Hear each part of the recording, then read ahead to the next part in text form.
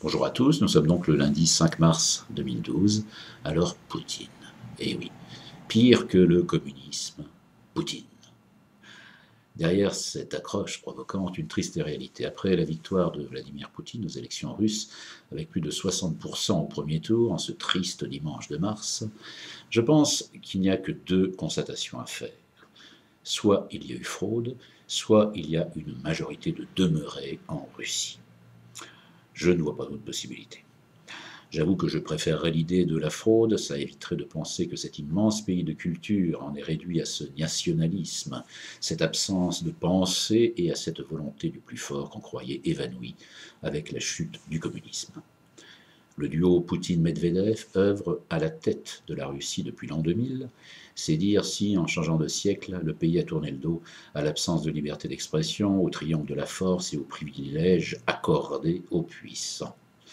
On a tellement reproché au régime communiste l'absence de liberté, de penser ou d'entreprendre, le règlement des conflits par la force, le régime de faveur accordé aux dirigeants et bien sûr la corruption du système à tous les étages, que l'on est forcément surpris que cette liste de reproches soit la même aujourd'hui, avec une dégradation pour bon nombre d'anonymes.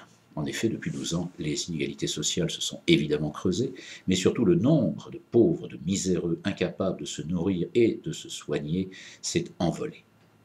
Les gros bras de Poutine ont appliqué un terrorisme d'État en Tchétchénie avec la bénédiction mondiale que peut inspirer un grand exportateur de gaz. La notion de liberté, des journaux, de la télé et de l'opinion en général ferait sourire les Russes de bon sens s'ils n'avaient pas les lèvres gercées par le froid. Comme dirait l'autre, on note une nette amélioration dans la dégradation. Il convient de ne pas oublier, au crédit de la paire Medvedev-Poutine, la complicité d'assassinats pour les mots syriens et les morts syriens, bien évidemment, puisque comme la Chine, les Russes ont refusé les sanctions dans le cadre de l'ONU. S'il ne s'agit pas de complicité d'assassinat, j'attends qu'on me propose un terme plus approprié, mais qui corresponde à ce comportement. Alors que ce soit pour accorder vos encouragements à la complicité d'assassinat dans le conflit syrien ou adresser vos condoléances au peuple russe après les résultats de ces dernières élections, vous pouvez écrire à l'ambassade de Russie, 40 boulevard Lannes, 75 116 Paris. Je ne sais pas si la dignité s'exporte ou voyage dans les valises diplomatiques, mais peut-être qu'à force d'être en place en France, les responsables de l'ambassade ont acquis un peu d'humour.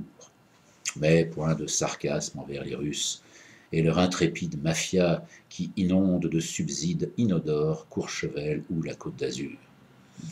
Et c'est vrai qu'après avoir accueilli à son chevet les dignitaires chinois, l'économie française ne serait pas contre, pour respecter la tradition, embrasser les Russes sur la bouche.